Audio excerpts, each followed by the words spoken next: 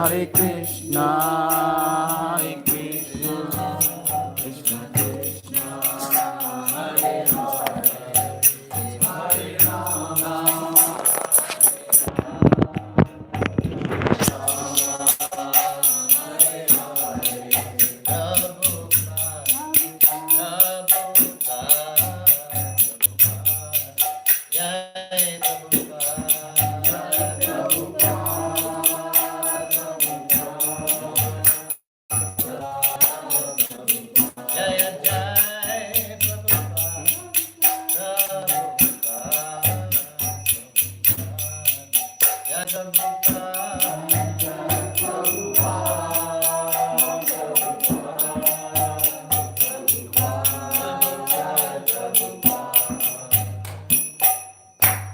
let's all say Namo Vishnupadaya Krishna Krishna Srimate Bhaktivedanta Swami Namaste Saraswati Devi Gauravani Pracharine Nirvishesha Shunyavadi Paschalya Shasharine Srila Prabhupada Ki Jai.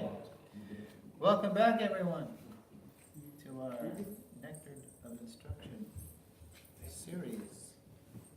Lesson 4. So today's 4, and we're going to do text 5 and 6. Appropriate attitudes toward devotees. There is Srila Prabhupada. In the mid-70s, I'm not sure if it's 74, 75, or 76, but Prabhupada is there at the French farm called La Nouvelle Mayapur, New Mayapur. Where is that from? In the middle of France. Yeah, it's a nice, beautiful. I presented there 2 summers ago. It's really beautiful. So there is Srila Prabhupada. Oh, the red dot doesn't work. And there is a Swami, or 2. Who's in the back? Oh, I think that's Harikesh. Yeah, in the back of Prabhupada. And it might be Chayavana. And there's Harishari Prabhu, of course, with the trusty tape recorder right near Srila Prabhupada. And I know, one reason I know this is a French farm, because I recognize the wife of the GDC that Prabhupada's talking to. It's Krishna Bhavani Devi Dasi with her son Vaishnava. And, yeah, so, very nice place, very nice scene. And I chose this slide because you have all different orders of life there.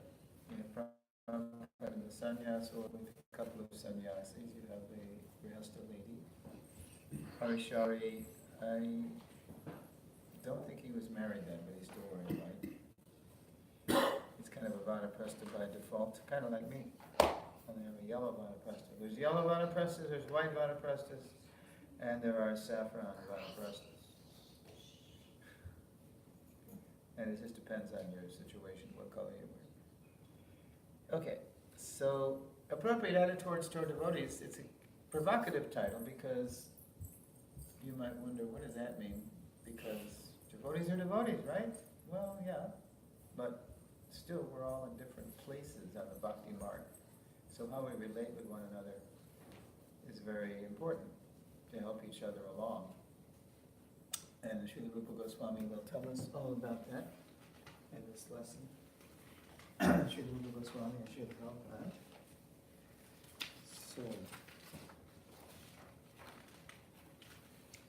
let's go first of all, let's see. I mean, it's been almost a week. Does anybody even remember what the last lesson was about? It was like 6. Yeah, there you go. 6 loving exchanges. No, that was before. The favorite one on favorite. No, that's... 6 kinds of loving exchanges. 6 loving... Does anybody remember what they are? Giving charity, Accepting charitable gifts, offering food, Offering prasad and taking taking Okay, Revealing one's mind confidence and acquiring very good. Guhyam. So let's see if we can... Now the review in the beginning is always like questions, so let's... Recall ISKCON's purpose in relation to the 6 loving exchanges among devotees. Anybody? So that was basically like to to allow an environment where devotees can have that loving exchange. Yeah, it's to With each facilitate. Prabhupada says in one sentence in the purport to text 3 that he created ISKCON to foster these loving exchanges, to nurture. Good. Okay, how about recall how to give and receive charity? It might seem like a no-brainer. Probably is. Charity should be, How do you give and receive charity? it should be given to the Brahmins who are propagating the spiritual knowledge in the But society. are we all Brahmins? Only 5% of the population. Any population is Brahmin. Giving holy name. That's the best. So, well, this is a little unfair because it gets to something Krishna says in the 17th chapter. There's charity in the different modes. Yes, goodness, passion, and It's In pure natural goodness. to want to. In pure goodness in Krishna consciousness. Yeah, so we don't give charities to anybody and everybody because they might just misuse it right away, right? Although Prabhupada would, sometimes he would give charity and then sometimes the devotees he would withhold. It just depended on the. So you have to have the sense if it's going to be wasting Krishna's money or if it's going to be good. And receive charity, that's what mainly we talked a lot about because if we receive donations, it's important that what? we should be using it for, we should be using it for propagating spiritual Yeah, not just take it and hoard rather it. than using it, Yeah, Or like, unless one is not advanced, he should not accept charity. yeah, if we're too materially affected, then we'll just take it for ourselves. So, okay, and then recall one way to better foster loving exchanges among devotees. Where we discussed that, how to promote these 6 loving exchanges. Giving them gift to the devotees. Yeah, that's the 6 ways, but how do we do that more? How do we do that better?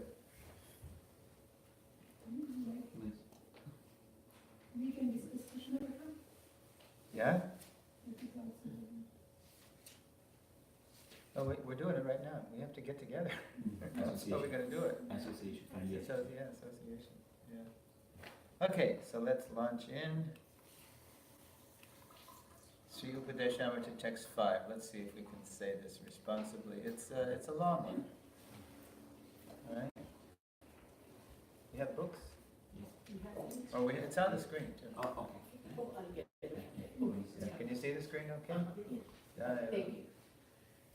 Okay, after me. Krishniti yasya giritam manasadriyetam.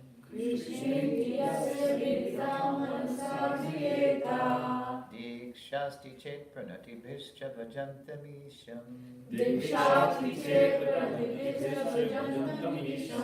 Shushushaya bhajana vishsam.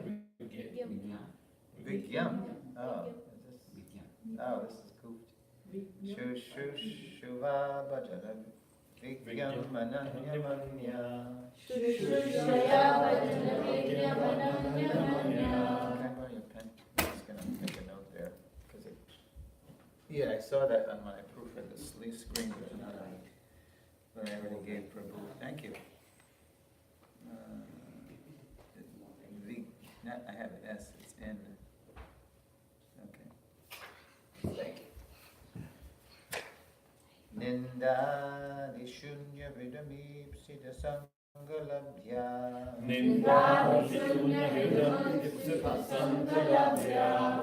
Together, translation, here we go. One should mentally honor the devotee who chants the holy name of Krishna. One should offer humble obeisances to the devotee who has undergone spiritual initiation, diksha, and is engaged in worshiping the deity. And one should associate with and faithfully serve that pure devotee who is advanced in unmediated devotional service and whose heart is completely devoid of the propensity to criticize others. That's a big one. almost do that reflexively in the material world. Mm. Criticism is the conditioned soul's life and soul. Why do we do that? Why do we criticize others? To Because cover we up our think- mistakes.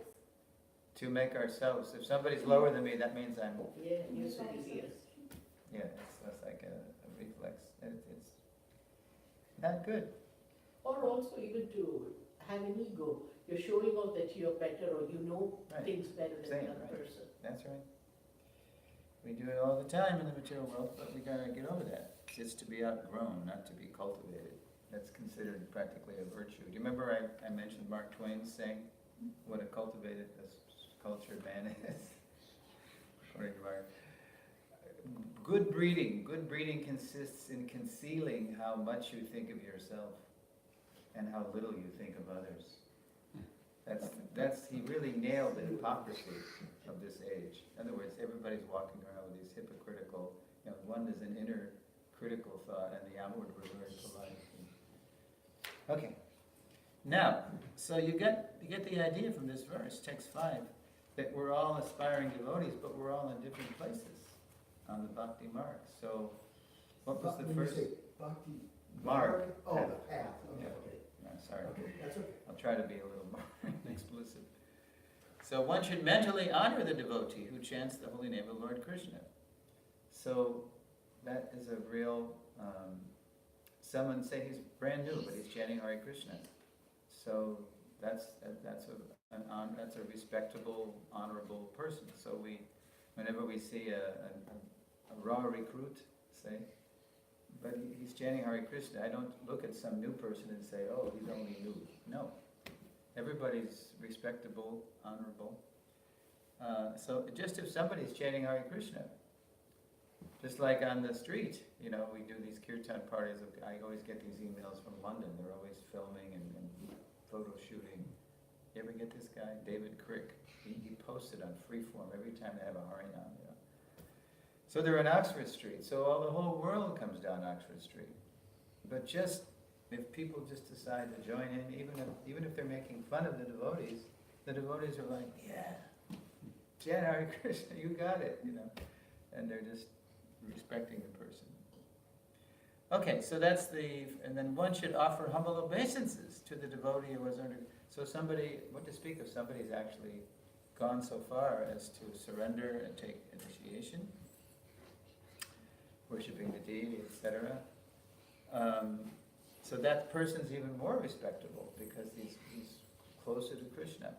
See, we're all part and parcel of Krishna, but depending on where we are on the bhakti marg, we associate accordingly. It's not all one. And there is such a thing as sad bhakti, Vaishnav sadachar.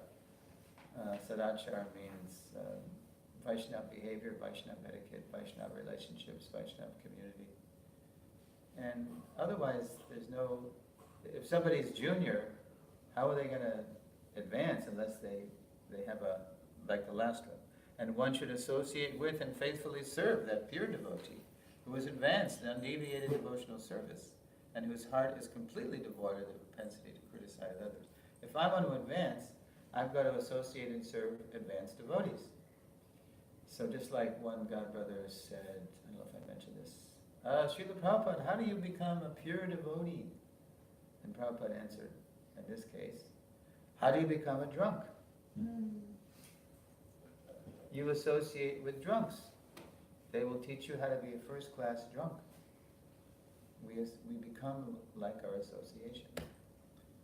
So if I'm going to advance, I need to be able to discern just by symptoms who's very Krishna conscious, who doesn't criticize other people.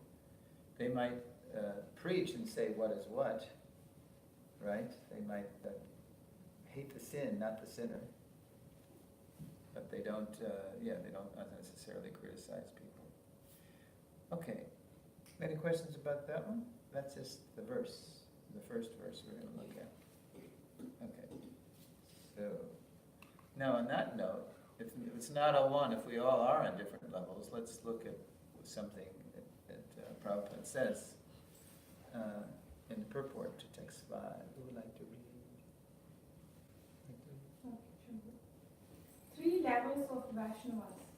In order to intelligently apply the six-fold loving reciprocations mentioned in the previous verse, one must select proper persons with careful discriminations.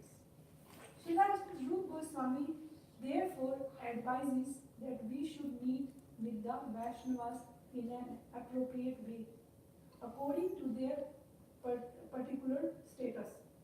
In this verse, he tells us how to deal with three types of devotees: the Kanishta Adhikari, Madhyam Adhikari, and Uttam Adhikari.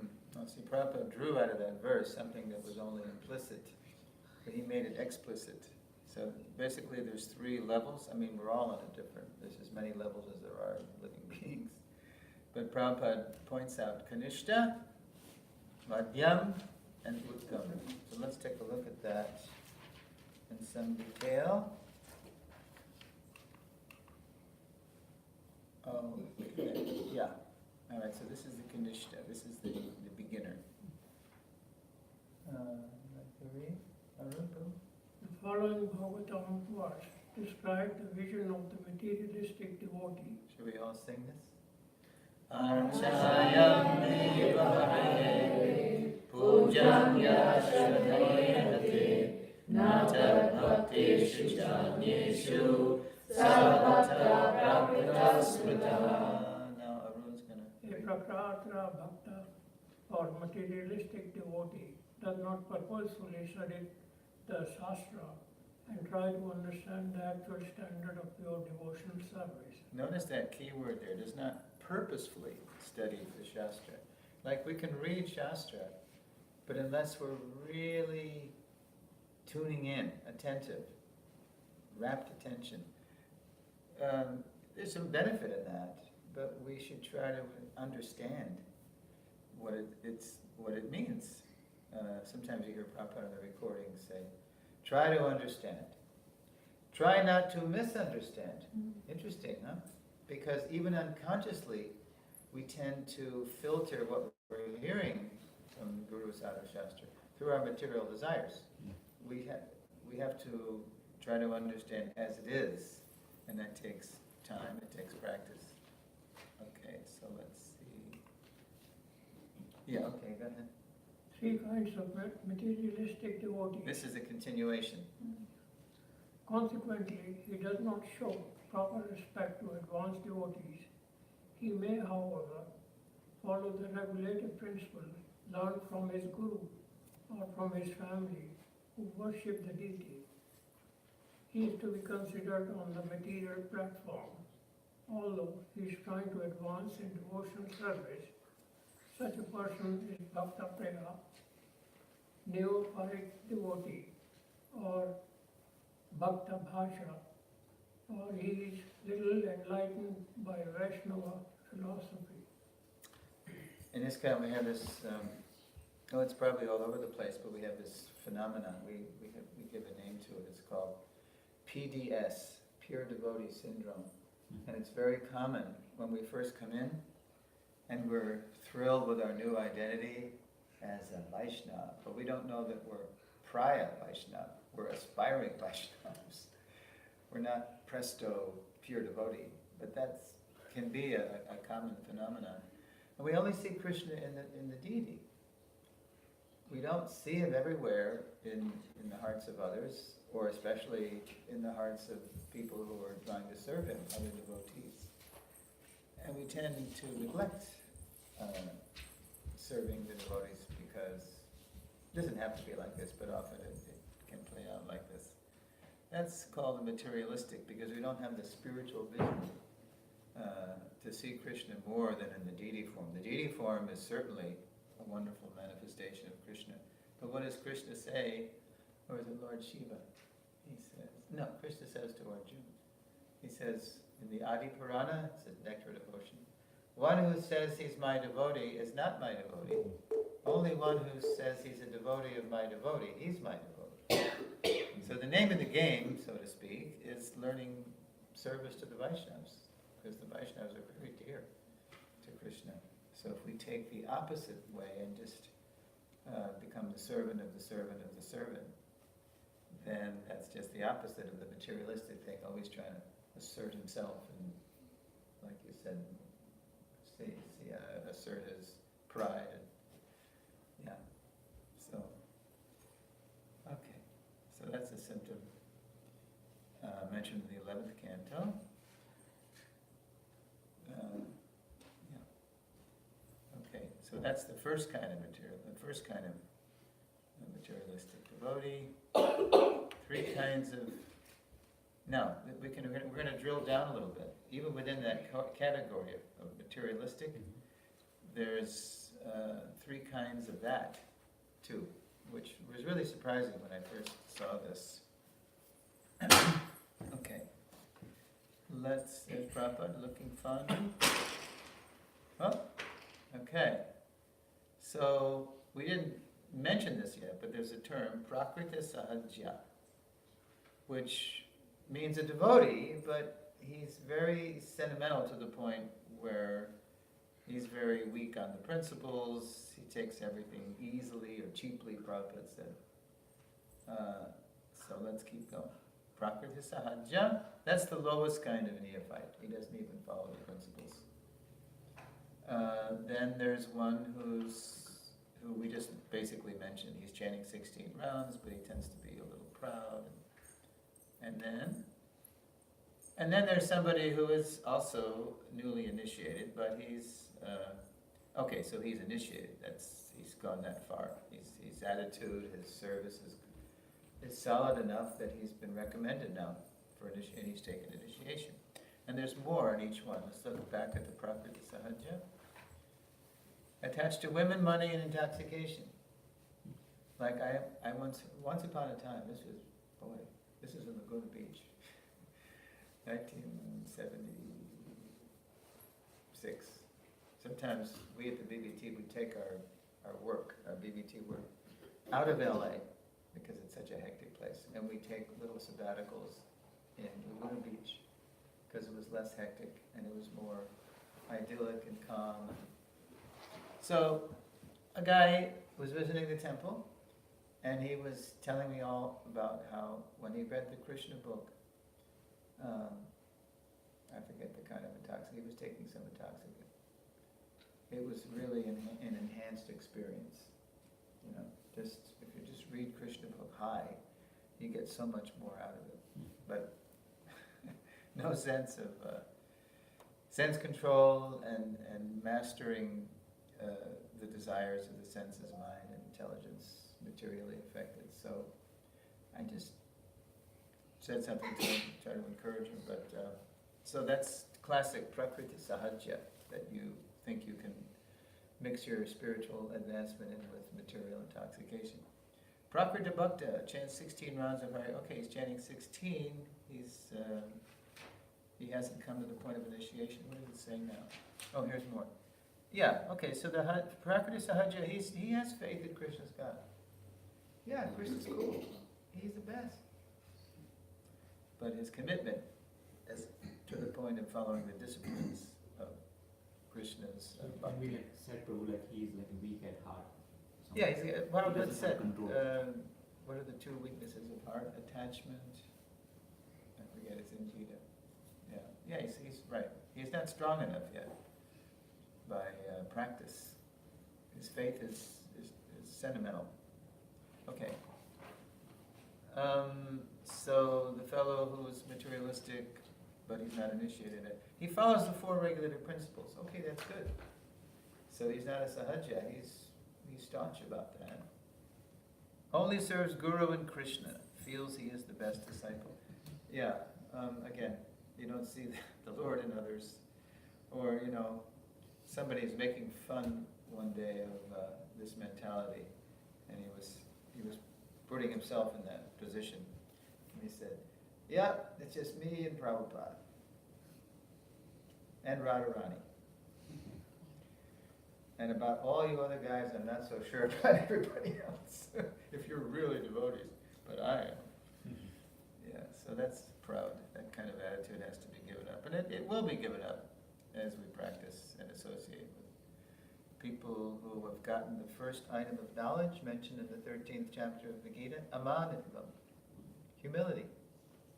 Our disease is that we're puffed up. We're trying to compete with Krishna. Okay, and now the more serious neophyte. He's okay, he also follows the 4 rules. And he serves Vaishnavas, Guru and Krishna, and he's transitioning. And by that attitude and that service, he's actually moving toward the Madhyam, the next platform of the higher platform of devotee. So let's take a look. Is this also like a ladder, Prabhu? Like one may start from this and then? Yeah. I mean, it depends on where we come in. You know, from a past life, you know, it's you see someone come in and immediately they're like so Krishna conscious. And it's not just a shooting star. I mean, they're really coming from a higher platform. And they just, it's like, I'll tell you, at New Vrindavan, I lived there in 71 and 73. So when I came back to New Vrindavan in 73, I met Radhanath Brahmachari. He had come to New Vrindavan. He had met Prabhupada, the famous story, how Prabhupada picked him out of a crowd at a big pandal. In Bombay. In Bombay, Prabhupada told Gurudas, you know, out of 10,000 people, go bring that boy with the long hair, you know, in the back. He was one of the only Americans there, it was all Indians. And Radhanath Swami tells the story how he was stunned at Prabhupada. He was beholding Prabhupada from a distance. And he was enthralled, he was enraptured by Prabhupada's presence and chanting. And then when Gurudas came to him and brought him, and Prabhupada had him sit on the stage right next to him. Amazing. So Prabhupada could see things like that. He could see just by his Krishna consciousness who he wanted to give special attention to because he was a very advanced soul. So when I came back to New Vrindavan, I met Radhanath. And immediately I noticed that he and another devotee named Kashyapa, who became Varshana Swami, they were brahmacharis like us. They were doing the same things we were doing. But they weren't like us, too, because they were always talking about Krishna. And they were always talking amongst themselves, Shastra, not in a proud way or an exclusive way, but just naturally they had that taste and that service attitude. So it was remarkable. Milking cows with Radhanath and cooking milk sweets, but they weren't like us. And therefore they were naturally attractive, so we would gravitate toward them. Okay. Let's look at Madhyam now, the intermediate devotee. Madhyam is almost like the English word middle, right? Okay, so let's chant this together. Ishvare Taradideshu Bhavisheshu Vijnasacha Prema Maitri Kripo Veksha Yakaroti Samadhyamaha. Together. An intermediate second class devotee shows love for the Supreme Lord, is friendly to all devotees, and is very merciful to neophytes and ignorant people. The intermediate devotee neglects those who are envious of devotional service. So again, it's not all one. And generally it's healthy to consider ourselves neophytes and trying to develop that Krishna conscious discrimination, because we want to love the Lord, we want to make friends with the devotees, we want to share Krishna consciousness with innocent people, and neglect people who are too inimical, unfriendly. Just like, there's a verse in the Bhagavad Gita, if you happen to know it, you can chime in. Vidya Vinaya Sampanne Brahmane Gavihastini Shuni Chaiva Shvapakecha Pandita Samadarshanaha. So this is the oneness of the devotee vision, equal vision, like one devotee has a record company, Equal Vision Records. The humble sage, by virtue of true knowledge, sees with equal vision a learned and gentle Brahmin, a cow, an elephant, a dog, and a dog eater or outcast. So equal vision doesn't mean it doesn't mean we see everybody as the same, but we see everybody as part and parcel of Krishna to be approached appropriately. So there's a funny story about 3 transcendentalists walking in a forest. Did I tell this last year? No, I think. You've heard? Yeah. I haven't heard. Okay. These are the elephant. Yeah. Well, no, they didn't. They're walking in a forest, and then all of a sudden, it's a forest, and they're in India, and it's, let's see, it's a jnani, this mental speculator. Yeah, he's a kind of transcendentalist. Say Brahmavadi, yogi, and Vaishnava. There's 3 fellow transcendentalists: the Jnani yogi, the mystic yogi, and the bhakti yogi. Okay, so all of a sudden they're confronted by a tiger. So the Jnani yogi, he immediately starts thinking how this tiger is really Brahman. He's really spirit deep down inside. And while he's thinking that way, the tiger eats him. Because the guy, he doesn't know how to, he's got the oneness, the Brahman oneness, but he doesn't see the difference. He doesn't know how to appropriately navigate in the world. And then the next transcendentalist, the mystic yogi, the Ashtanga yogi, he sees the super soul in the heart of the tiger, which is true. And he's meditating on the super soul in the heart of the tiger. And then the tiger eats him. Now, what do you think the bhakti yogi does? He climbs a tree. Because he knows what? The nature of the tiger. Yes. He knows that, yes, he's Brahman, he's spiritual, and Krishna's there in his heart. But he knows how he's materially conditioned, and he doesn't want to let the tiger eat him, because then what good will that do? He'll lose his body that he uses to serve Krishna. So there's a oneness and a difference. So intermediate. Let's see if there's another. Yeah, here's more on the intermediate. So let's see, who would like to read one? The intermediate devotee. An intermediate devotee is greatly attracted to chanting the holy name, and by chanting, he is elevated to the platform of love. If one chants the holy name of the Lord with great attachment, he can understand his position as an eternal servant of the spiritual master, other Vaishnavas, and Krishna himself. Thus, the intermediate Vaishnava considers himself Krishna Dasa, Krishna's servant. This is the essence of the proper attitude. Yeah, we're servants, and our disease is we want to be the master. So an intermediate devotee, somebody who's graduated from the beginner stage, he's really got the service attitude. And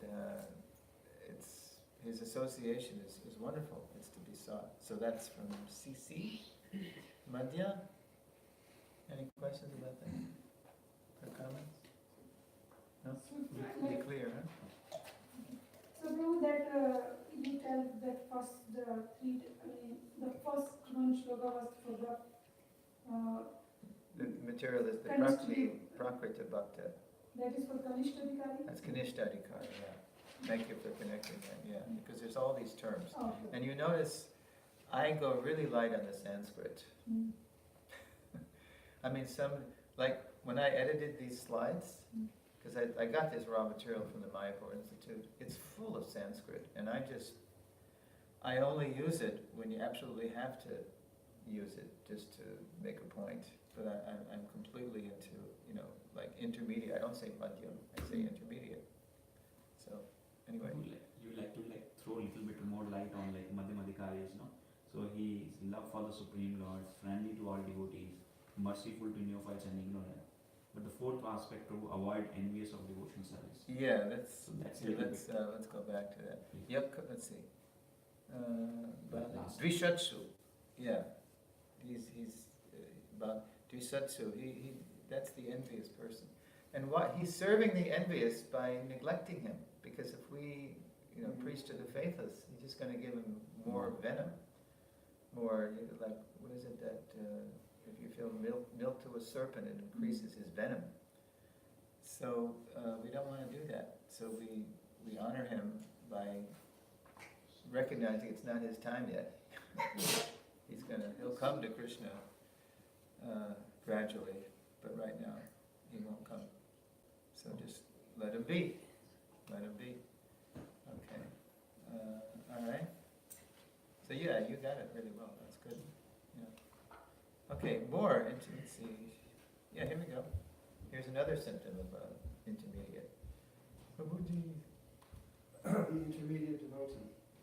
A neophyte and an intermediate devotee should always be eager to hear the Mahabharata and serve him in every respect. The neophyte and intermediate devotees can gradually rise to the platform of Uttama Adhikari and become first-class devotees. Yes, and we're going to look at Uttama Adhikari next. So again, that's how we advance. By associating with higher people, we become like them. Gradually. And the advanced devotee. Here we go.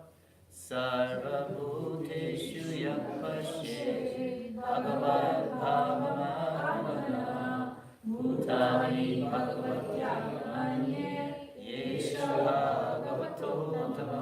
When the Y comes at the end, then you have to drop it and then slide it into the next vowel and the next line.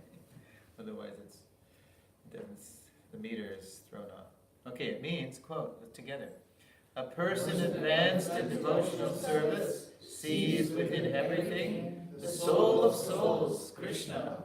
Consequently, he always sees the form of the Supreme Personality of Godhead as the cause of all causes, and understands that all things are situated in him. So, I'm not sure if I mentioned this, but I'm always saying that. I should stop. I'll just say it.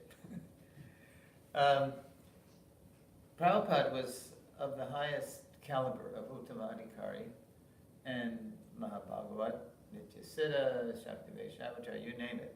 He was from Krishna's or Chaitanya's personal staff. He exhibited those symptoms. But to preach, he had to make distinctions. He had to make those distinctions of a madhyam. So it's said that the uttam comes down to the madhyam platform so he can preach, so he can call a spade, and make distinctions, so we understand things in proper perspective. That said, in his last year with us, Prabhupada was not in the madhyam mood. He didn't really have, especially as the year went on, 1977, he had less and less energy at his disposal to preach. He was more in the mood, and he was, for most of his preaching, Leela, he was always correcting us, which is proper, because or else how are we going to advance in this? Prabhupada points out our shortcomings. I mean, he wouldn't just do that, but he would do that a lot. That's the duty of the guru.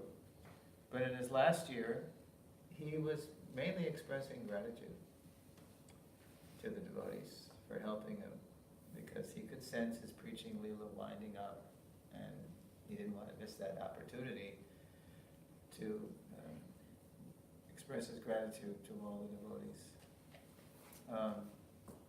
And so, right at the end, just a month, practically, I think, toward the end, maybe even a couple of weeks,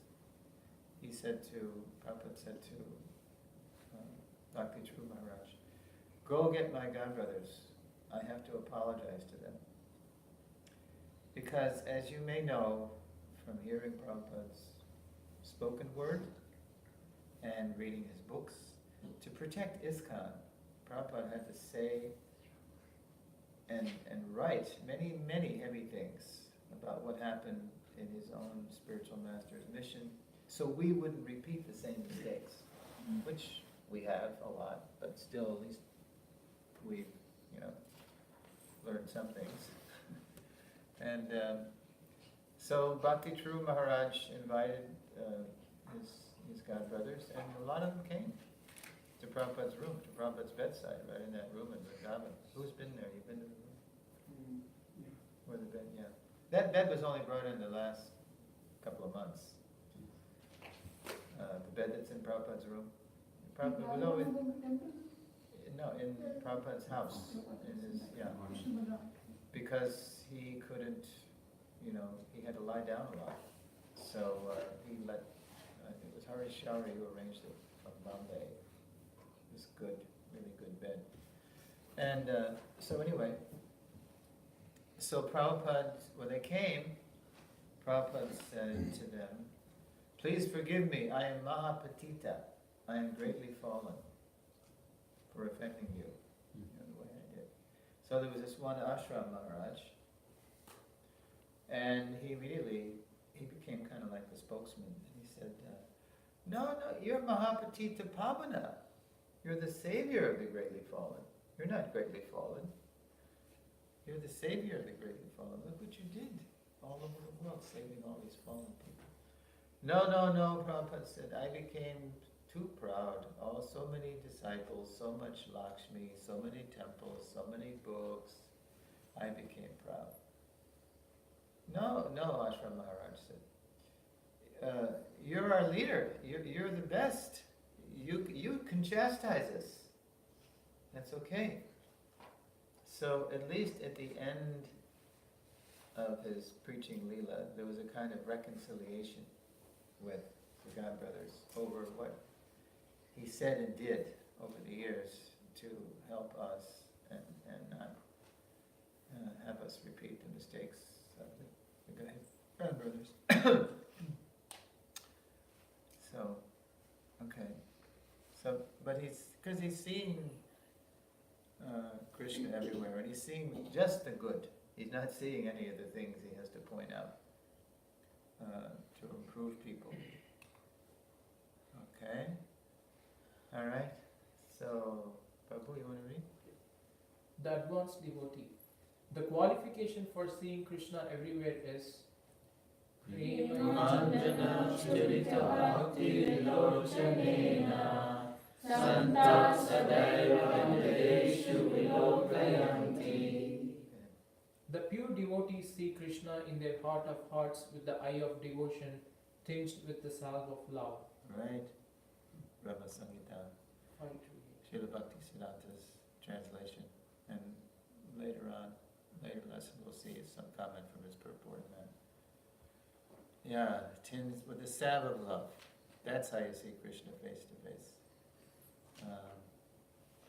I almost said it again, but I won't do it. I'll say, there's a story, or there's an incident in the old San Francisco temple that started in the Haight-Ashbury, where Vishnu John Maharaj used to tell this story, how when he joined, there was a devotee in the temple, or maybe he was, I'm not sure what level he was on, he was a raw recruit, and he wanted to see Krishna everywhere. So when he chanted his japa in the temple room, he had had a harmonica holder, and he had a picture of Krishna right in front of his face. You've heard this story. And he would bump into people because he couldn't see anything. He just bump into the walls, bump into posts, bump into people. So he was, kind of eccentric. And then one day he disappeared. I guess he wasn't seeing Krishna or something, I don't know. Then years later, this was in like 69 or something. Well, Vishnu John was in LA by then. Yeah, he joined in 68, but it must have been 68 because he joined in San Fran. And then, years later, Vishnu John said he was doing Harinam in New York City. Rip roaring Harinam. Chanting Hare Krishna Harinam party. And all of a sudden, in the middle of the street, I don't know if it was Fifth Avenue, but they picked these big streets, Madison Avenue, Fifth Avenue. There was this manhole cover, and somebody rose out of the manhole cover. This person, the manhole covers, and they go down and they work on this underground. So this guy comes up, and it was the guy. It was the guy who used to be he was working in this, underground, in the guts of New York City. And I think that's all he said, but he just said it was remarkable how, because he didn't, the guy had not been really following he wasn't, the way we get our vision is through hearing. We see through our ears. So he was trying to see just with his material eyes, and Krishna doesn't appear to accept as the deity. He makes that's a process. That's really nice. But so Vishwajan told that story as yes, that's right. The context and the point of the story was to remind us that we hear through our ears. Yeah.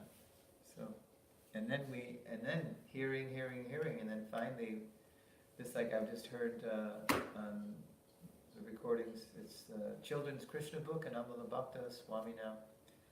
He told the story of Krishna marrying Rukmini, and Rukmini wanted to marry Krishna just by hearing about him. She never met him or saw him or anything, but she was always hearing about Krishna. So she just determined from that I'm only going to marry Krishna.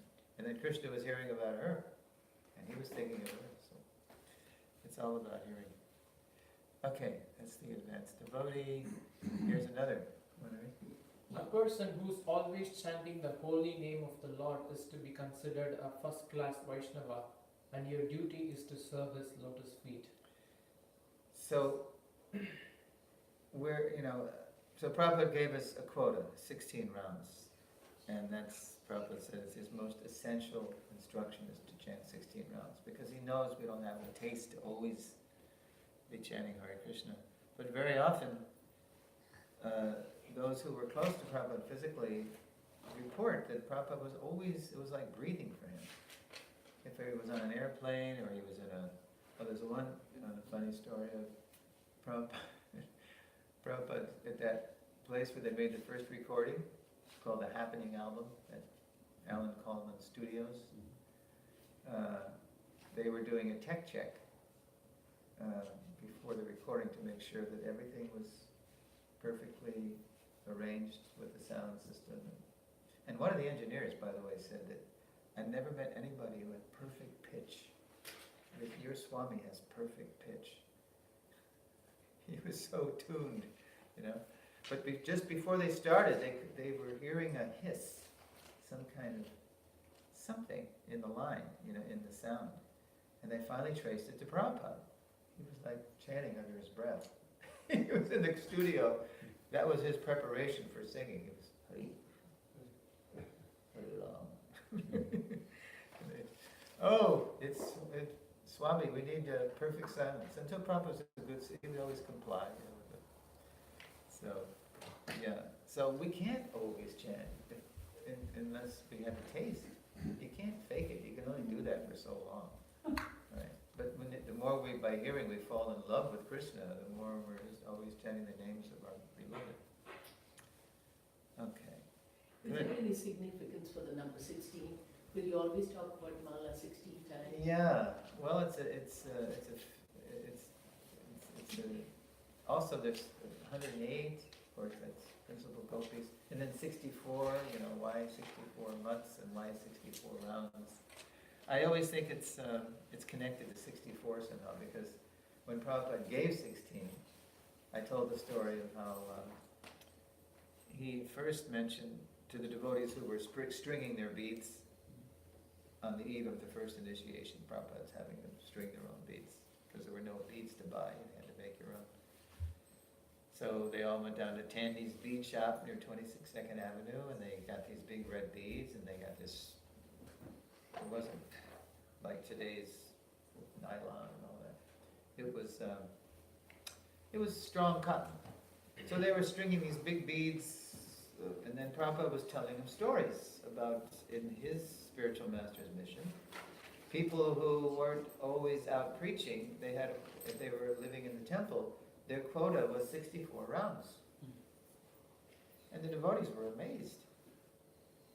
64 rounds, how is that possible? That's just like, to this day I've only chanted 64 rounds once myself. You ever do it? I've never had that 60. No, it's like, it took me all day.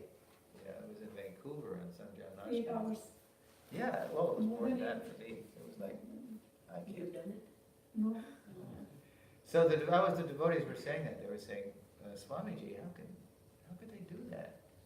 So Prabhupada saw their reaction, and he said, all right, well, I think you can do 32, so it's 64 and a half. I think you don't have to chant 65, I think you can do 32. But still they were like aghast. Swamiji, that will take us all day. How could we possibly chant 32 rounds? So then he said, all right, 16 rounds, rock bottom, no less, minimum. And then a few years later, Brahmananda, who became, he was a raw recruit then, but he became the first temple president of ISKCON in New York, at that place. He was recalling that time, and he said, by then Prabhupada was 69. He said, Prabhupada, do you remember when you were telling us about the rounds before the first initiation? And you started with 64, 32, 16. Why did you do that? Then Prabhupada just said, well, I was just experimenting. I just wanted to see what you people could actually do. So as the founder Acharya, that was his prerogative, to actually make an assessment of who he was dealing with and prescribe a certain number of rounds. And so that's our quota in this kind. At least, Prabhupada, and the letters Prabhupada would always say, why stop at Jadharani wrote Prabhupada, the first artist, the first lady, at 26, and she said, so on Ekadasi, Srila Prabhupada, should we chant 25 rounds? And Prabhupada said, why stop at 25? That was his response. Ekadasi is a day when you should maximize your hearing and chanting. So, yeah. And Prabhu, like, that way, only Prabhupada was he It's his prerogative as the founder of Acharya to set quotas. He could manage, adjust those things. Yeah, we don't mess with that. Yeah, I mean, if we're not initiated, sure, we're working toward being qualified to follow the 4 rules and chant 16 rounds. But I mean, if we're going to represent Prabhupada now as grown-up devotees, then we don't tamper with that. That's in stone, as Prabhupada's instructions, his principles. Because his spiritual master, like Bhakti Siddhanta Saraswati Maharaj, He said did that. anyone, there was some quotes actually, So in one of the quotes he said, anyone who chants less than 64 rounds Is an animal. is fallen. Is fallen. Yes. Yeah, exactly. And Prabhupada himself, he was a householder in Srila Bhaktisiddhanta's mission. He wasn't full-time in the mission, but he was following. So the quota for householders working full-time was 16. There's another reason, perhaps, that he chose 16, because that, even back then, amongst very advanced souls coming to Srila Bhaktisiddhanta, if they were married and full-time working, they weren't expected to chant 64 rounds. And Prabhupada told Hari Shauri how he did his 16. You know how he did it? Yes. He would, well, it was like he used prasadam and bedtime as the impetuses or whatever. He would get up in the morning and chant 4 before breakfast. Right. And then he would chant 4 before lunch. And then he would chant 4 before dinner, and then 4 more before he took rest. So he would make sure, I've got to do it, so I can take prasadam. He wouldn't eat unless it Right. or wouldn't sleep. Yeah. That's very intelligent. Strategy. Okay, the advanced devotee, another one. Bhagavata can turn a living entity from Horrible, Abominable. abominable, yeah. material life to the Lord's service. This is the test of a Mahabhagavata. Although preaching is not meant for a Mahabhagavata can descend to the platform of Madhyama Bhagavata just to convert others to Vaishnavism. And I think there's more here. Yeah. Actually, a Mahabhagavata is fit to spread Krishna consciousness, but he does not distinguish where Krishna consciousness should be spread from or where it should not. He thinks that everyone is competent to accept Krishna consciousness if the chance is provided. That's the pure devotee. He sees every place. It's like Lord Chaitanya. It said he didn't consider who was fit or unfit for receiving these fruits of love of God. He just distributed, liberally. Once on a morning walk, my godbrother Gurudas asked Prabhupada, what was the meaning of Kripa Siddha? This is Siddha means a perfect, and Kripa means by mercy. You're perfect by mercy. So Gurudas said, Srila Prabhupada, what is Kripa Siddha? And Prabhupada turned to him and started punching him in the stomach, kind of bomb punching. It means the Guru forces it on you. Which is extraordinary because you can't really force anybody, but you can overwhelm them by your example. I mean, that's why a lot of us feel that we're Kripa Siddhas. We're only going to become, Krishna conscious by Prabhupada's mercy. And there's one devotee that Prabhupada even initiated with a name like that. It was Guru Kripa. Guru Kripa, you heard the name, used to be in the sannyas order. So when he was coming to Prabhupada, he was very conscious of his kind of rough and tough background. And, just following nothing, just, breaking all the principles, of course, of society. But he said to Prabhupada, he said, I don't know how I'm going to be your disciple. I don't know how I'm going to follow these rules. The 4 rules, right? I never followed these. But I want to follow you, so I think it's only your mercy that I can follow this. And so Prabhupada said, yes, that's why I'm giving you the name Guru Kripa. Yeah, I never knew that story till I just heard it on Memory Series. Yeah, so, Prabhupada, in the mood of Lord Chaitanya, he's just liberally distributing it all over the world, not considering who is fit or unfit, or who deserves or does not deserve. But then once you receive the mercy, then you have to follow. To keep receiving the mercy and keep going, initiation means to begin, right? After all, doesn't mean the end. Okay, let's see.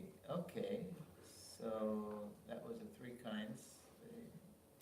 Kanishta, Madhyam, and Uttam. And now we're going to talk about another aspect of the pure devotees. Let's to the Brahma Samhita tune.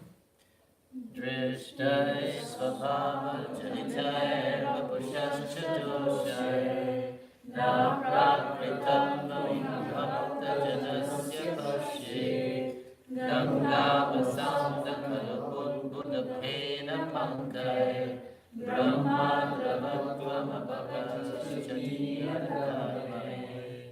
together. Being situated in his original Krishna conscious position, a pure devotee does not identify with the body. Such a devotee should not be seen from a materialistic point of view.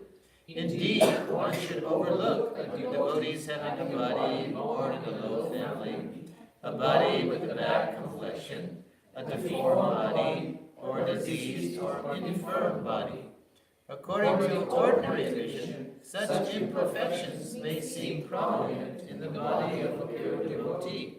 But despite such seeming defects, the body of a pure devotee cannot be polluted. It is exactly like the waters of the Ganges, which sometimes during the rainy season are full of bubbles, foam, and mud. The Ganges waters do not become polluted. Those who are advanced in spiritual understanding will bathe in the Ganges without considering the condition of the water. Yeah, I once heard a whole, 11 or 12 part series of a journalist from India who spoke Paka English. And over the course of this series, he traveled the whole length of the Ganges, from way up in the Himalayas down to the Bay of Bengal. And then he would stop. And the mission was to discover why the Ganges is self-purifying. Why what is it? And he was trying to do it materially. What is it chemically about the Ganges at all different points along the Ganges, which makes it pure, as it's claimed. You know, as it's claimed. He was in India, but you could tell he was a very secular person, and he wanted to find a material explanation for why the Ganges is purifying. Of course, we know that it's coming from the total Lord Vishnu. That's why it's purifying. And even the British, who were trying to debunk the Vedic culture, Vedic religion, that was the water that they took on their ships back to England, because it's a long journey, right? That was the only water that didn't decompose and get funky. They would keep Ganges water with them in big supplies, so they could keep drinking the water. Yeah, and then the conclusion of this guy's report, when they finally, because every time he stopped and they did some test, or they couldn't find it. They couldn't find that secret ingredient, right? And then when he finally got down to the Bay of Bengal, you know, the Hooghly was in Calcutta, then finally down Gangasagara, he made his final report, and it was a mystery. He couldn't, we haven't found it. Why it's pure, but it's pure, even though it's full of bubbles, foam, and mud, and dead bodies, and you know, you see in Mayapur, sometimes you see a dead body float by you. But then you remember this verse, don't worry, this is the Ganges. Yeah, so, okay, so let's look at this. Okay, because the whole point of this verse, comparing it to the Ganges, the body of a pure devotee, is see a devotee internally, not externally. So we don't see, you know, we see what's floating in the Ganges, and sometimes it's shocking. You see dead bodies or whatever. But you don't see it according to that vision, you see it through the eyes of Shastra. So let's go to the next. Yeah, so therefore, how to associate properly, especially with advanced devotees. See a devotee internally, not externally. And there's Bhaktivinoda Thakur, because this quote is from the Thakur, I believe. Let's see here. Yeah. Harinam Chintamani. It's from Bhaktivinoda Thakur. Yes, there he is in one of his, and definitely in one of his older pictures. Looks like when he was in his Babaji phase. He never took sannyas because his family was Vaishnava through and through. So just as Prabhupada said in his purport to Bhagavad Gita 13, I think it's 8, detachment, asattirana vishvanga, putradara grihadishu.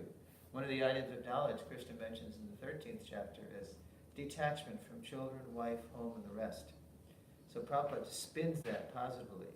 He starts the purport by saying how to make your home Krishna conscious through kirtan, bhagavatam, prasad, and deity worship.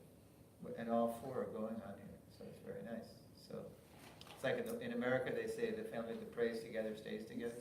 So Prabhupada says in the purport, he says, if one can make one's home Krishna conscious, there's no need to go to the sannyas order, because you're already, the purpose of sannyas is to become attached to Krishna more.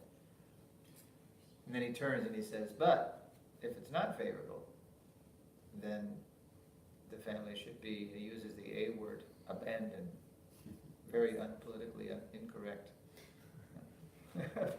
And that's what he did. He stayed with his family dutifully for 36 years, 1918, 1954, and then when it became completely, unfavorable, then he just left them.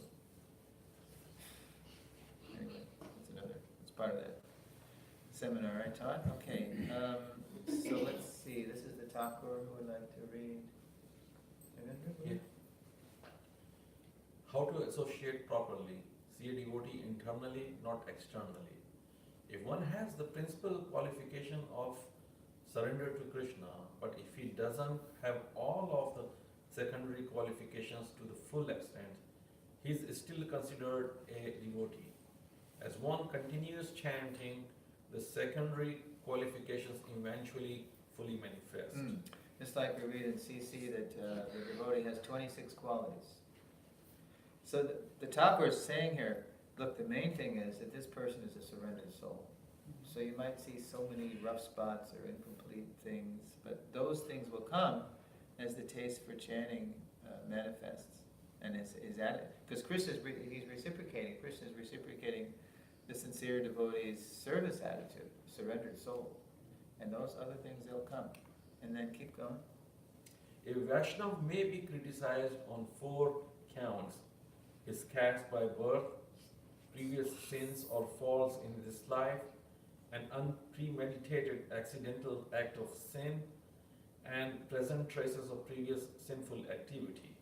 Though all these conditions may be present in a Vaishnava, they are insubstantial grounds for criticism of a Vaishnava. Yeah, this is really relevant to the modern day because we're all coming in the modern age, from more or less from contaminated backgrounds. So you can't, that's no way to see a devotee, where he's been. I mentioned Nagna Matrika Nyaya, the logic of the naked mother. Remember when I mentioned that? You can repeat. Okay, so the logic of the naked mother is that this lady, when she was a young girl, a little baby, she was running around naked. So the logic, the lousy logic of the naked mother is that means that she's probably running naked now.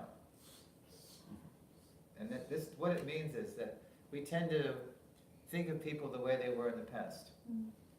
And we just sort of freeze them in our mind according to that level, But like a devotee, if we're actually following the process of bhakti yoga, we're improving. We shouldn't freeze each other in time, from the way we were years ago. We do change as we follow the process. And if we don't change, that means it's something we got to take inventory and see what we're not doing right. Because it's a science. It's a science of consciousness, of supreme consciousness, of Krishna consciousness. So the Thakur is saying, okay, low birth, come on. I mean, at least where I'm coming from, eating meat in the womb, right? My mother's eating meat and then I'm eating it in the womb. Drinking alcohol, okay, I'm drinking alcohol. So, smoking. They did, when I was in the womb, they didn't know because the cigarette companies weren't telling them. The cigarette companies knew that nicotine is addictive. It's bad for your health. It's going to give you lung. They knew that. That's why they forced them to put it on the packages now. Same thing's happening now with people who make opioids. It's coming out now.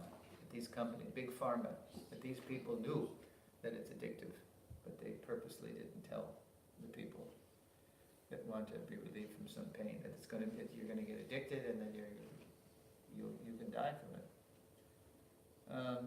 Okay, so nobody who's aspiring to go back to God should be judged by their past. What did the Thakur say? Forget the past that sleeps, and ere the future dream it all. But act in times that are with thee, and progress ye shall call. Don't lament over the past. Don't dream. Don't fantasize about the future. Act in times that are with thee, and progress ye shall call. Okay. Though all these conditions may be present in a Vaishnava, they are insubstantial grounds for criticism of Vaishnava. This is silly, superficial, and there's more here, I think. If we criticize him, bear bad feelings toward him, or hear him criticized, we are involved in sadhu ninda. Blaspheming a devotee incurs the anger of Krishna. Yeah, sadhu ninda means blasphemy. Harinam. Yes. Why is it Harinam Chintamani means is the touchstone of the holy name. One of the last books that Thakur wrote, written in Bengali in 1900. Why all this stuff? Because there's an extensive section in Harinam Chintamani on the 10 offenses. And the first offense is to blaspheme the devotees who have dedicated their lives for propagating the holy name of the Lord. And that's like the first thing. This is the worst thing because the devotees are dear, very dear to the Lord. So that's from Harinam Chintamani. So when you hear them being criticized, you've got to step up. Is that what it means? Say it again? Here it says, hear him criticized, then we are involved in sadhu ninda. So does that mean if you hear somebody saying it, you got to step up and say, no, you're wrong? Yeah, that's in Nectar, thank you, that's good. Trying to Yes, clarify. defend. Yeah, yeah, it says in Nectar Devotion, another book by Rupa Goswami, that we have 3 options when we hear a devotee blasphemed. Do you know what they are? Cut their tongue. Well, that's, you go right to the last option. And What do stop you do that- first? Stop that person or close your ears. Yeah, you stop the You person. ignore it. You stop the person from doing that. Or leave the place. Or Leave the place. Or kill that person. No, kill yourself. Kill yourself. If you can't stop him, and you can't leave, then you're supposed to. Better you just kill yourself, yeah. Now, we have a great devotee in our movement named Jayananda Prabhu, and he was famous for being able to turn blasphemy into praise. If he would walk into a group, and the group was just criticizing this other devotee, then Jayananda he'd be able to talk about, yeah, I know so-and-so, and he does this so nicely, he does that so, he would just turn it around. And there's a story, Srila Bhakti Vinod, his most famous son is Srila Bhakti Siddhanta. So there's a story about Srila Bhakti Siddhanta, Prabhupada's own guru, that somebody in the Gaudiya mission passed away. He was a devotee, but somehow he was a very critical devotee, and no one liked him because he was always like that. He was always criticizing people. So even because of that, even on this person passed away, and even on and they held a ceremony for him. They had a memorial, and they had a feast. Even at the feast, after this person passed away, everybody's talking about how bad he was. Can you imagine that? Yeah. So, and Bhakti Siddhanta heard this. He was there, and he stopped everybody, and a hush fell over the crowd, and all he said was, and so-and-so, I forget his name, he kept his dhoti very nicely, he washed it every day, he was always clean, and he hung it and he ironed it very nicely. He was finding the one good thing, right? Amidst all the criticism, he was finding the good, see the good. He was like the bee going for the nectar instead of everybody else, like the fly is going for the obnoxious things. Yeah, so that's really an art, to turn our hearts around, to just see the good, be like bees, bumblebees, and not like flies, going for the sores or the faults. Yeah, thanks for that. Yeah, that was good.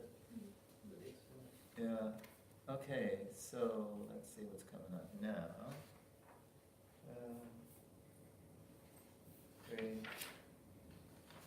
Whoop. Yeah. Okay, so now we're moving to another section. How to associate properly with an empowered Vaishnava.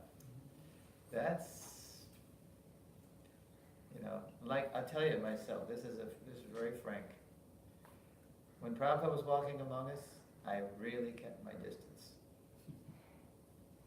Because I knew where I was at inside, and I knew that I could never be, for example, part of Prabhupada's personal entourage.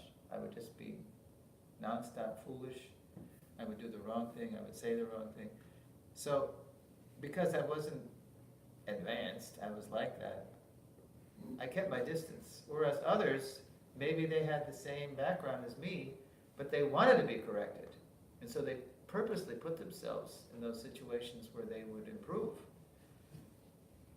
A story. The last time Prabhupada came to Los Angeles, where I was serving at the BBT as the indexer. So, Prabhupada was there for 10 whole days. And that was pretty long, usually. Sometimes he might circumstantially to stop and write or something. He would, like he did this in Hawaii. He spent a lot of time in Hawaii because he got so much done in Hawaii. The weather was good for his health.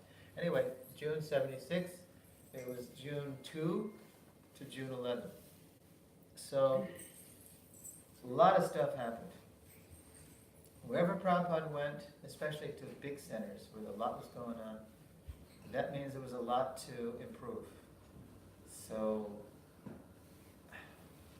well, that's another story. But anyway, a lot of things happened. And it was very heavy, and it was very sweet at the same time. So I was living in the BBT, and in the apartment with me I was the indexer, Devamrita Brahmachari, who's now Devamrita Swami. He was the proofreader. Jayadwara Swami was the main editor by then. And so Prabhupada had been in LA for about a week. Say 7 of the 10 days he was there. And I got to go on a couple of walks. So one day I turned to Devamrita and I said, "Hey Devam, Prabhupada's been here a whole week. Isn't it great? I don't know how much longer I can take it." So that sounds contradictory, right? But what did I mean from what I just said? Maybe he can leave. No. Prabhupada was feeling like, no, it's so surprising. Just elevated, I wanted to stay longer. The ecstatic association that Prabhu was experiencing, he was kind of feeling like it may be lost, kind of thing. Like, Well, not really. Maybe the pressure. Yes, you got it, because he experienced it, right? I experienced it, Because Pressure. he's Do working. you want to share an incident?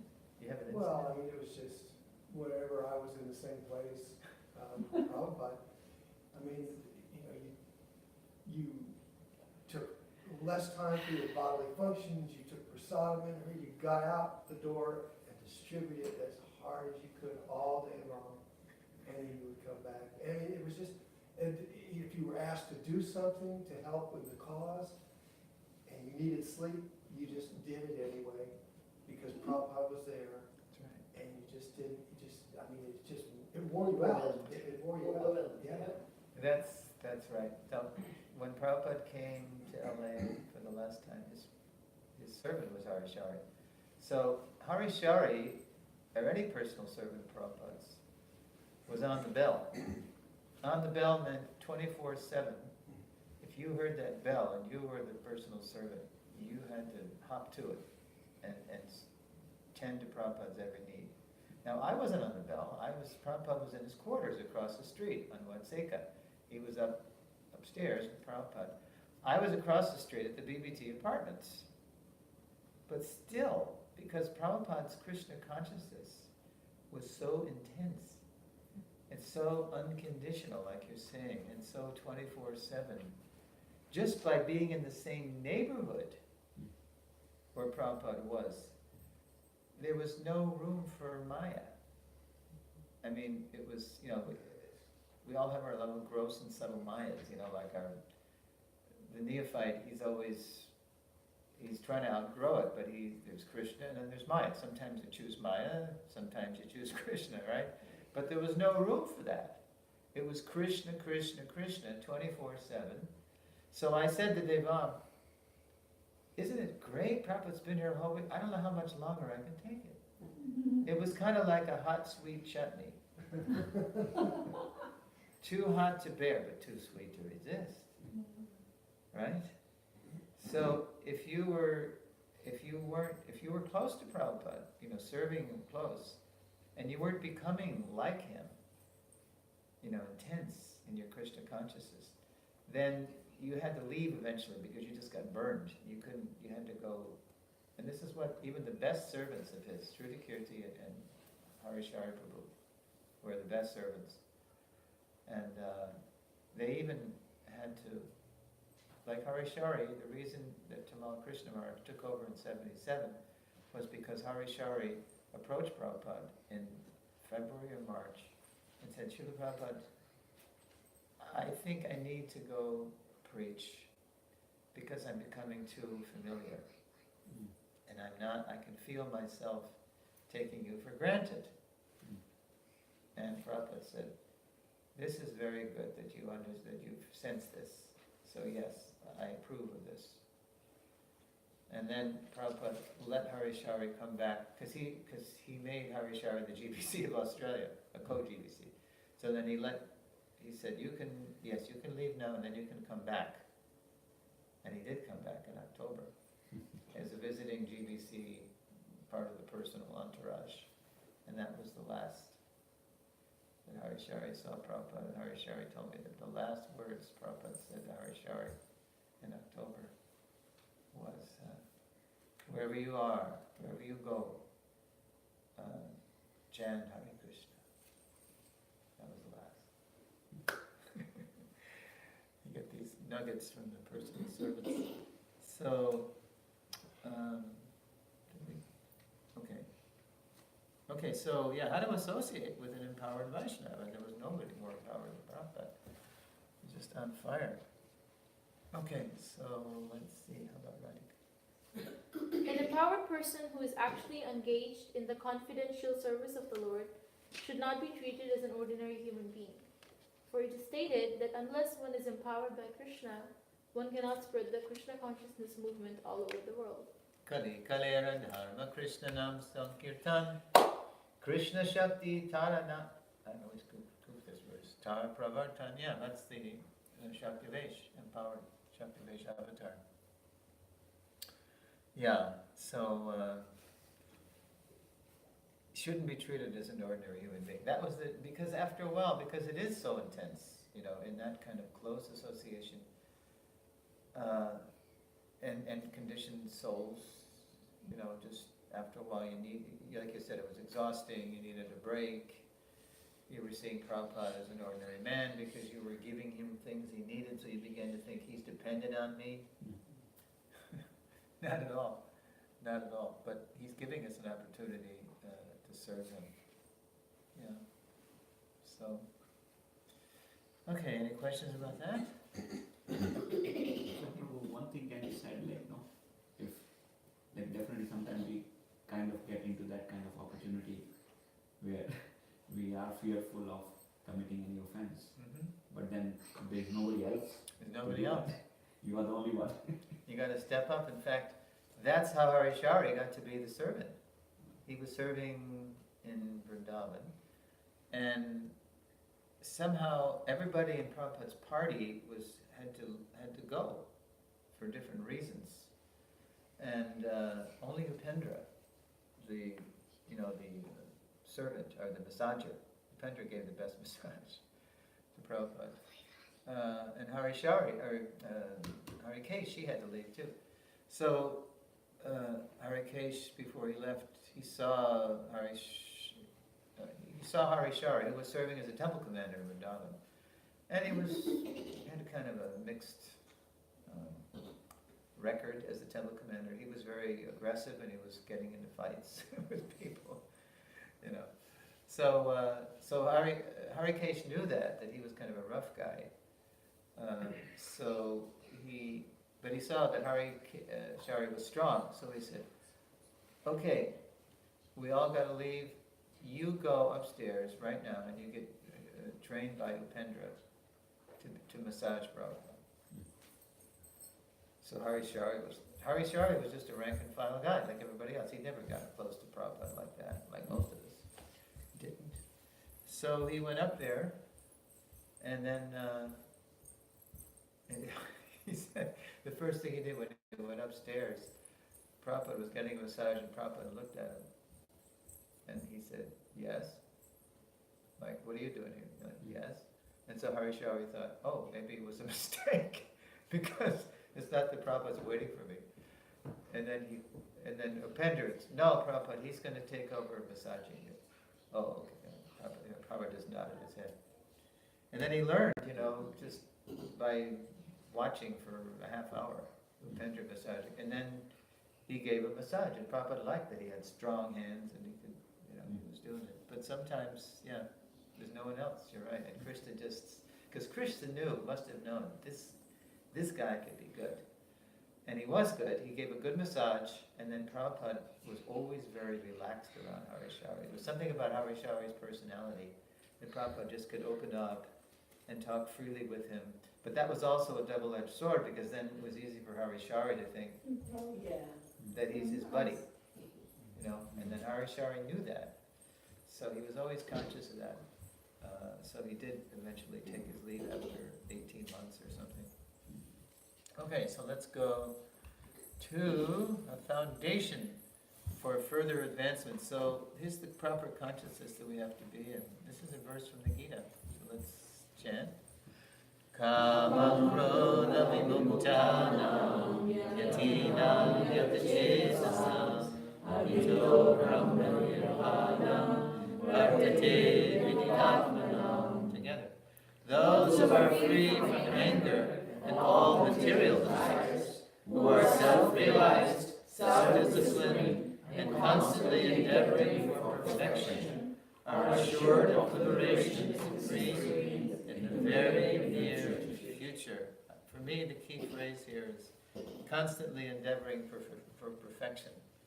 A sincere devotee never tries to rest on his laurels, doesn't try to think about, I've done so much, but he knows he needs so much improvement. There's a case of this in CC, where Lord Chaitanya is instructing Ramananda Roy, and Ramananda Roy's speaking also. And Mahaprabhu's hearing from Ramananda Roy, and it's back and forth. And then at one point,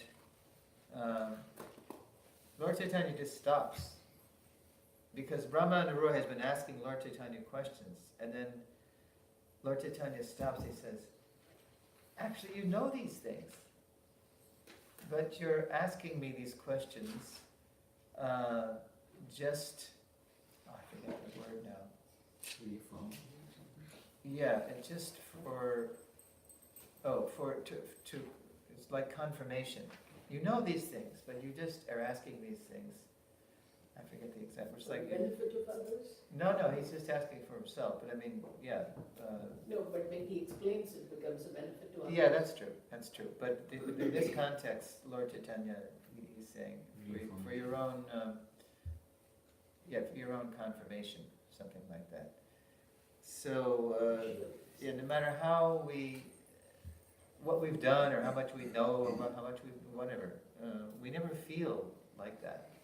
And Prabhupada would say, yes, this is the mood of the Goswamis. They never thought, yes, now I have Krishna. But they're always looking for Krishna.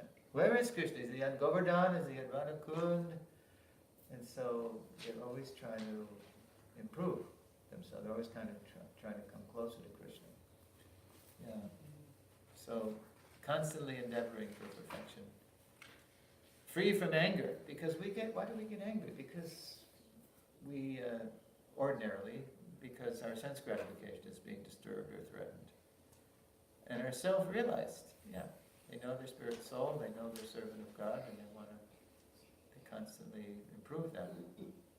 Are assured of liberation in the Supreme in the very near future, like the story of the Brahmin and the cobbler, famous story.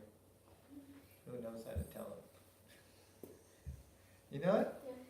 So one time Narad Muni went to a Brahmin, and the Brahmin asked Narad Muni, "Where are you going?"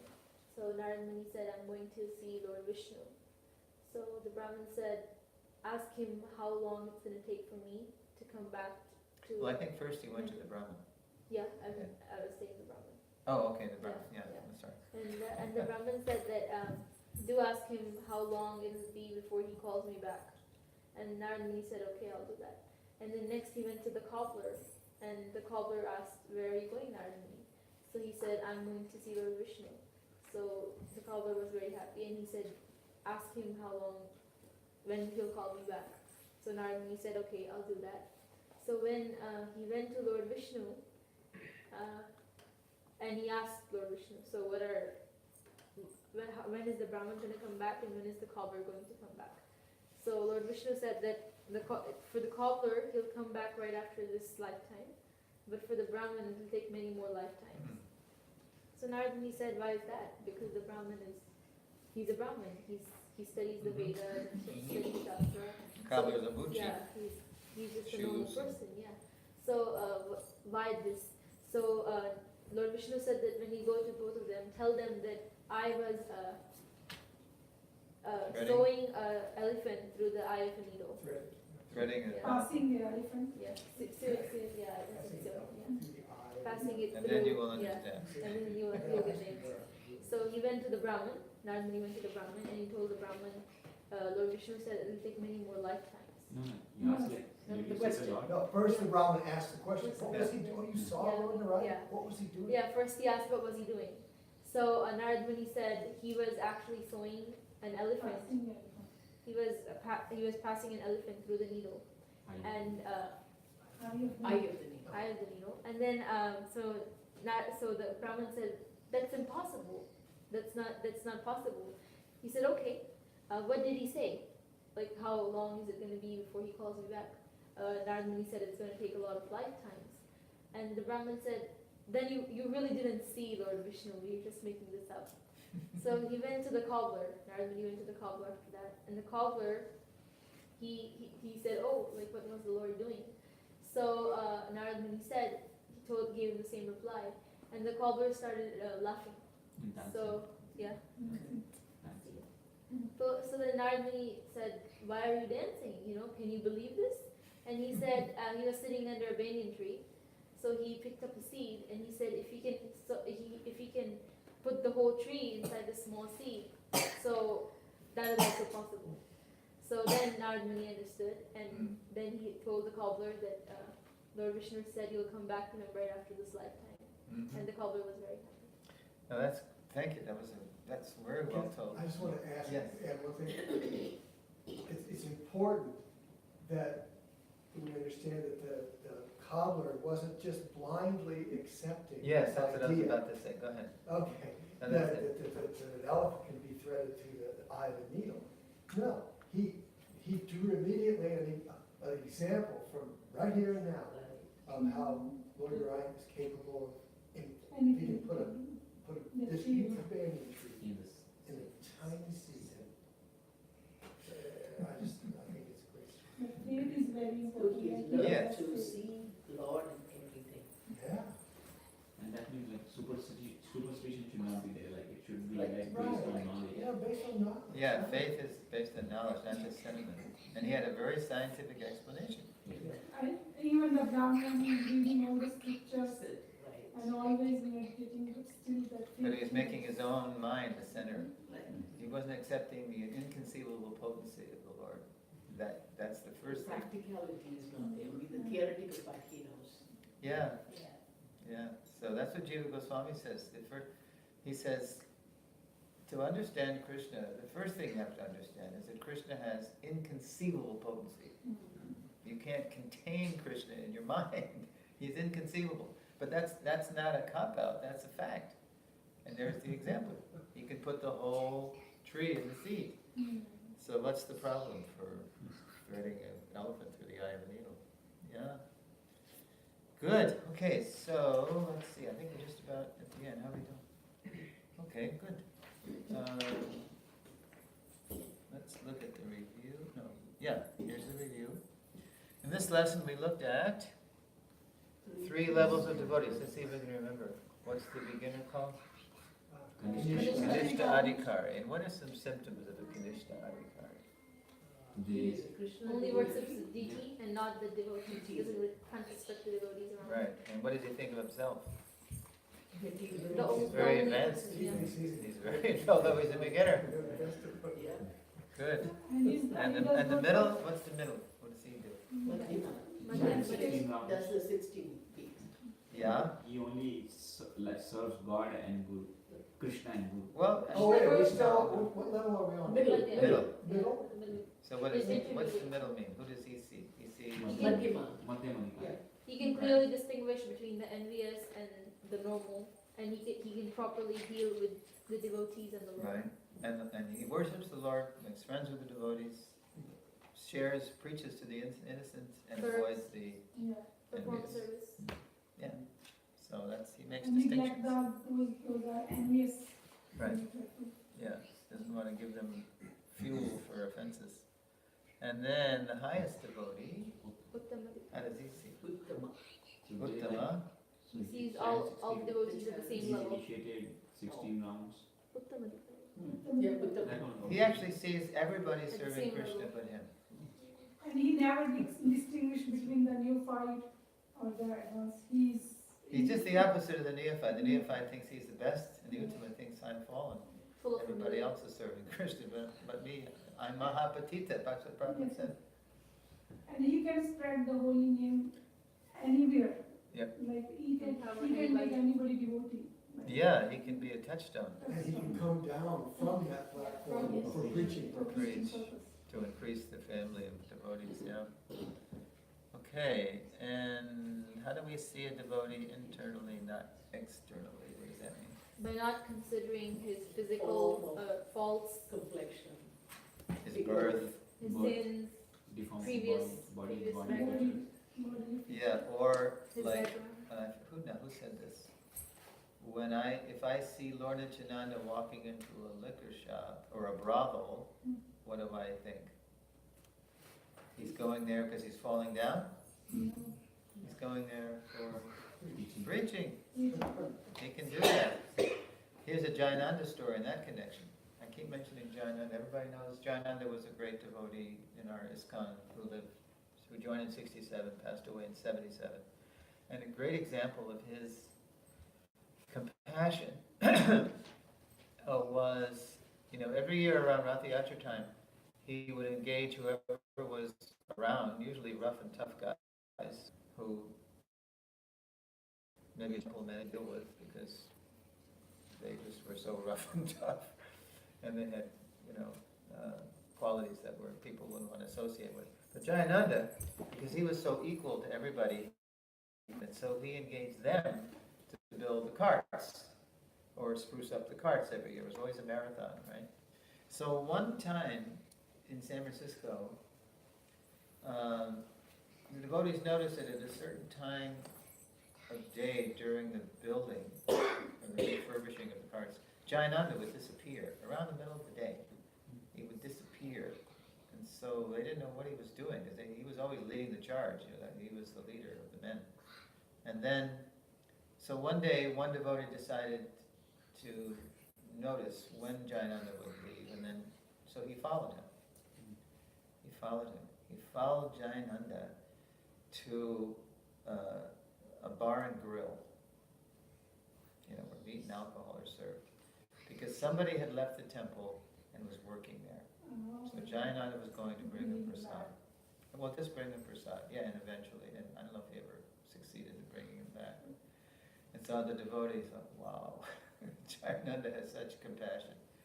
He's willing to go to this stinking place, meat stinking place, and to share prasadam and try to encourage the wayward devotee to come back. So he was actually fulfilling that kind of thing, he was. Yeah, so- Prashad Maharaj was telling about him actually. For the Rath Yatra, he used to collect a lot of foodstuffs and all from the Who was vendors. telling? Hanuman Prashad Maharaj. Hanuman Prashad, yeah, So he was joined there. there. He was there in Bharti. Yes. So he was telling so he used to get these bananas from one of the vendors who was the worst guy. He will be like, Banana King Louis. yes, banana. So, but he always used always give these to Jayananda Prabhu Yes. for the Rath Yatra festival. Yeah, everybody loved Jayananda. When Jayananda passed away, these people cried. The police who were giving him permits, the vendors who were giving prasad, they heard that Johnny Ananda, they called him Johnny Ananda, died, and they just broke down. Johnny Ananda died? He was my best friend. And they just cried. Amazing. Yeah, that's the pure devotee, the effect he has. Okay, see him internally. And Jayananda was, he was just an American guy. He was a big, strong guy, a graduate of Ohio State, mechanical engineering. He didn't look like a sadhu from India or something, but he was a saint. He was a saint. Confirmed by Prabhupada, because Prabhupada said, now you have a day, just like for the previous acharyas, where you honor Jayananda. And we went, whoa, we didn't know he was on the level of Narottam, Bhakti Vinod. Yeah.